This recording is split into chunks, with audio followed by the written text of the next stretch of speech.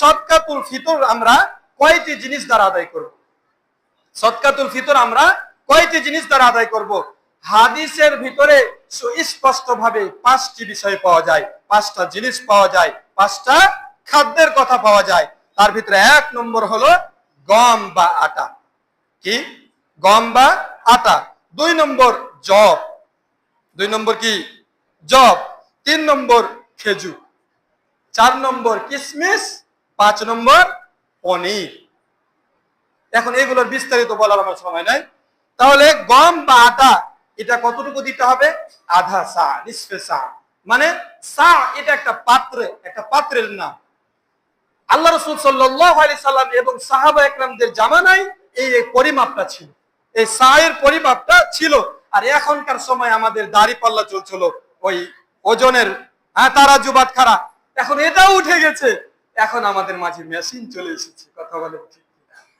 তাহলে এখন কিভাবে কি করব?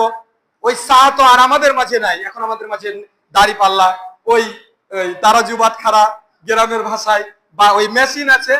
তো আধা সা এটার পরিমাণ হলো 1 কেজি 650 গ্রাম। আধা সার পরিমাণ কি?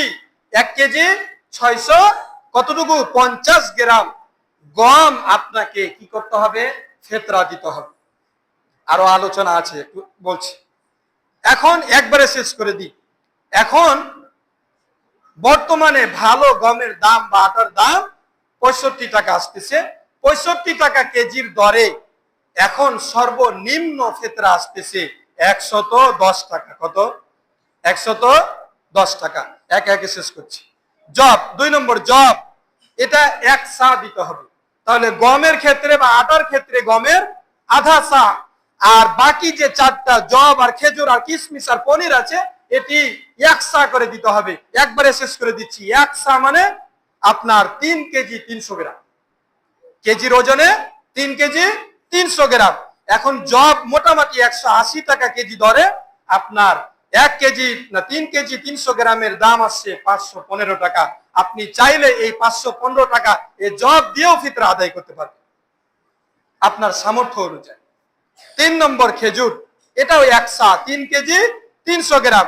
এটা একটা মোটামুটি একটা খেজুরের দাম ধরা হয়েছে 750 টাকা কেজি দরে। এখন গুটি কেজিটা কিনতে গেলেও কিন্তু 600 টাকা কেজি নেয়। সেই হিসাবে একটা খেজুরের দর ধরা হয়েছে 750 টাকা কেজি দরে 2475 টাকা আসছে। আপনি যদি অর্থ সম্পদশালী লোক হন তাহলে আপনি গম দিয়ে কেন দিবেন? আপনি সস্তা জব দিয়ে কেন দিবেন? আপনি খেজুর দ্বারা দেন।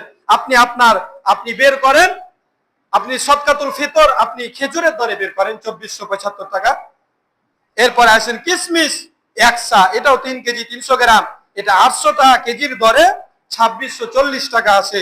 পনির এটাও 1 সা, 3 কেজি 300 গ্রাম, এটা 850 টাকা কেজির দরে 2805 টাকা আসতেছে। আপনার খুশি, আল্লাহ তাআলা আপনাকে যেরকম সম্পদ দিয়েছে আপনি বাছাই করে করে এইগুলোকে আপনি দিতে পারবেন, এইগুলো যা ফিতরা দিতে পারবেন। এখন কথা হলো এখনকার মানুষ জব নিতে চায় না, এখনকার মানুষ গম নিতে চায় না, এখনকার মানুষ খেজুর নিতে চায় না। এমন কিছু গরিব মিসকিন আমাদের সমাজে রয়েছে যাদের টাকার দরকার। বলেন, টাকার দরকার, পোশাকের দরকার, আরো নিত্য দরকার। এখন কথা সমপরিমাণ মূল্য আপনি দিয়ে যদি টাকা দিয়ে ফিতরা আদায় করেন, আদায় করতে পারবেন। এগুলো দিয়েও পারবেন, টাকা দিয়েও পারবেন। এখন কথা হলো আমাদের সমাজে তো এগুলো প্রচলন নাই হুজুর। আমরা সমাজে এখন চাউল প্রচলন রয়েছে, যদি চাউল দিয়ে দিই হবে না? না, হবে না। তবে হবে, হবে না তবে হবে। আপনি আধা সা চাউল বের করেন, যদি 1 কেজি গমের দরে যদি আধা সা বের করেন, 1 কেজি 650 গ্রাম যদি চাউল বের করেন তাহলে বের হবে না। ওই যে সমপরিমাণ মূল্য আছে 110 টাকা, আপনাকে 110 টাকাতে যতটুকু চাউল পাওয়া যাবে ততটুকু দিতে হবে। আপনি এগুলোর সাথে মিলাইতে পারবেন না চাউলকে, বুঝেন কিন্তু কথাটা।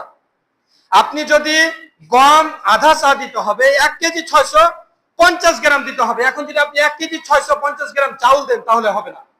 আপনাকে এই সমপরিমাণ গমের সমপরিমাণ আধা সায়ের সমপরিমাণ মূল্যতে যতটুকু চাউল আছে ততটুকু আপনাকে দিতে হবে, দিয়ে আদায় করতে হবে। এখন আরো একটা বিরক্তকর কারণ হচ্ছে মানুষ এখন সমাজে আমার চাইতে আপনারা বেশি সমাজ ব্যবস্থা বুঝেন, কি বুঝেন না? সমাজে আপনি যদি চাউল দেন, কতজন চাউলও নিতে চায়, প্রয়োজন আরো নিত্য প্রয়োজন থাকতে পারে। কাজেই আপনার সমাজে যেটা প্রয়োজন সেটা দিবেন। মূল লক্ষ্য উদ্দেশ্য কি বলেন তো? ফিতরা দেওয়ার মূল লক্ষ্য উদ্দেশ্য কি? আমার রোজাকে ত্রুটি মুক্ত করা আর আমার এলাকা থেকে দারিদ্র মুক্ত করা, দারিদ্রকরণ দূর করা। কাজেই আমার সমাজে যে জিনিসটা দিয়ে আমার এলাকার দারিদ্রকরণ দূর হবে আমাকে সেটাই করতে হবে। বুঝেন কিন্তু কথা? কারণ আমার যেটা মূল লক্ষ্য সেটা আমাকে করতে হবে। আল্লাহ রাসূল সাল্লাল্লাহু আলাইহি ওয়াসাল্লাম বলছেন এই দুইটা কারণে তুমি ফিতরা দিবা। এখন আমি যদি চাউল বস্তার বস্তা একজন গরিবকে দিয়ে চলে আসি, শুধু চাউল খাবে কি? আমার দারিদ্রকরণ দূর হলো? তার পোশাকের দরকার, তার আর কোনো কিছুর দরকার, আর নিত্য প্রয়োজনীয় দরকার। আমার কথাগুলো কিন্তু বুঝার চেষ্টা করে। আমি ভাগের দিকে যাচ্ছি না। এখন কিন্তু টাকা দেওয়া, চাউল দেওয়া, পণ্য দেওয়া দিয়ে মারামারি চলছে হুজুরদের ভিতরে, আমাদের মতো হুজুরদের মাঝে ঢেল ছোড়াছুরি চলছে, কাদা ছোড়াছুরি চলছে। কে বলছে টাকা দিয়ে দিতে হবে, কে বলছে টাকা দিয়ে দিলে হবে না। কিন্তু কেউ এই দিকে যাচ্ছে না। মূল কারণটা কি? কেন দিচ্ছি, কেন দিব, কি কারণে দিব, কি কারণে দিচ্ছি?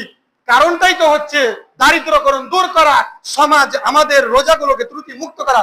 কাজেই যেইভাবে হোক, আমি যেগুলো মূল্য দিয়ে হোক, এই জিনিসগুলো দিয়ে হোক, চাউল দিয়ে হোক, যা কিছু দিয়ে হোক, একটা মুরগি কিনে দিয়ে হোক, টাকা দিয়ে, আমার এক কথায় আমার এলাকাকে দারিদ্রকরণ দূর করতে হবে, আমার রোজাটাকে ত্রুটি মুক্ত করতে হবে। আমি কি বুঝাতে পেরেছি? ও আখির দাওয়া।